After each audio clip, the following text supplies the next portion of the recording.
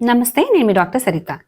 సాధారణంగా స్త్రీలలో కనిపించే మోస్ట్ కామన్ సమస్య వైట్ డిశ్చార్జ్. మరి దీంట్లో ఎలాంటి మార్పులు వచ్చినప్పుడు డాక్టర్ గారిని సంప్రదించాలో ఇవాళ మనం తెలుసుకుందాం.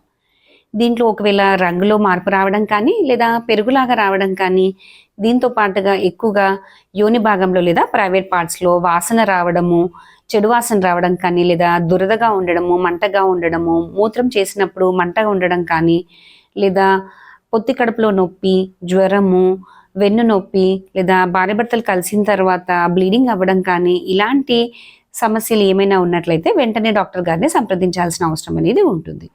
అయితే ఇది సాధారణంగా వాళ్ళలో క్లియర్గా, వాటరీగా, ఎగ్ వైట్ లాగా ఎలాంటి వాసన కానీ దురద కానీ లేకుండా ఉంటుంది.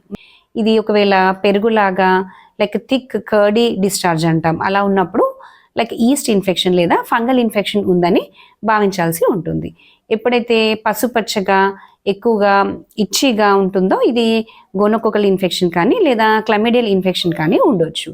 లేదా కొన్నిసార్లు లైక్ ఆకుపచ్చగా కానీ లేదా లైక్ ఫ్రాతీ డిశ్చార్జ్ అంటాం, అంటే నురుగులాగా ఉన్నప్పుడు ట్రైకోమోనాస్ అనే పారాసైటిక్ ఇన్ఫెక్షన్ అనేది ఉండొచ్చు. ఒకవేళ ఇది బూడిద రంగులో కానీ లేదా ఎక్కువగా ఇచ్చిగా అంటే దురదతో పాటు ఉన్నట్లయితే కనుక బ్యాక్టీరియల్ వెజైనోసిస్ అనే ఇన్ఫెక్షన్ ఉన్నట్టుగా భావిస్తాము.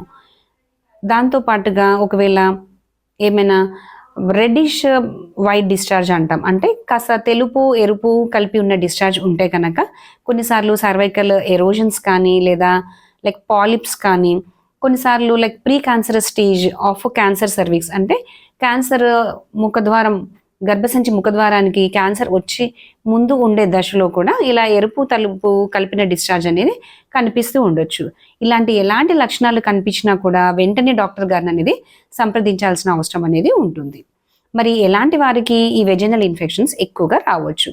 ఎవరికైతే రోగనిరోధక శక్తి తక్కువగా ఉంటుందో, లైక్ ఇమ్యూనో కాంప్రమైజ్డ్ అంటుంటాం, అంటే లైక్ హెచ్ఐవి ఇన్ఫెక్షన్ ఉండడం కానీ లేదా కొన్నిసార్లు ఇమ్యూనో సప్రెసెంట్ డ్రగ్స్ వాడుతున్న వాళ్ళు, లైక్ క్యాన్సర్ థెరపీ కానీ వాడుతున్న వాళ్ళు కనుక, కీమోథెరపీ ట్రీట్మెంట్ తీసుకున్న వాళ్ళకి కానీ, లేదా చక్కెర వ్యాధి అంటే డయాబెటీస్ సమస్యతో బాధపడుతూ వాళ్ళ షుగర్ లెవెల్స్ అయితే అసలు కంట్రోల్లో లేని వాళ్ళు కానీ, లేదా like relation with multiple sexual partners, అంటే ఒకరి కంటే ఎక్కువ మందితో లైంగిక సంబంధాలు ఉన్నవాళ్ళు కానీ, లేదా అన్హైజీనిక్ హెల్త్ కండిషన్స్, అంటే ఎవరికైతే వాళ్ళు ప్రైవేట్ పార్ట్స్లో శుభ్రత ఎక్కువగా పాటించరో ఇలాంటి వాళ్ళకి ఎక్కువగా ఈ ఇన్ఫెక్షన్స్ అనేవి వచ్చే అవకాశం అనేది ఉంటుంది.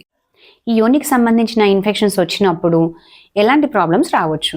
వాళ్ళకి లైక్ పీరియడ్ సమస్యలు, అంటే ఎక్కువగా బ్లీడింగ్ అవ్వడం కానీ, ఇర్రెగ్యులర్ బ్లీడింగ్ అంటుంటాము, అంటే నెలసరిలో మార్పు రావడం కానీ, కాస్త రక్తస్రావం ఎక్కువగా అవ్వడం కానీ, లేదా పొత్తి కడుపులో ఇన్ఫెక్షన్ వచ్చినప్పుడు లైక్ పెల్విక్ ఇన్ఫ్లమేటరీ డిసీజ్ అంటుంటాము, లేదా ట్యూబ్స్ బ్లాక్ అవ్వడం, అంటే వాళ్ళ ఫెలోపియన్ ట్యూబ్స్ బ్లాక్ అయినప్పుడు వాళ్ళకి సంతానలేమి కలగడం, అంటే పిల్లలు కలగడంలో ఇబ్బందులు, ఇన్ఫర్టిలిటీ సమస్యలు కూడా వచ్చే అవకాశం ఉంటుంది.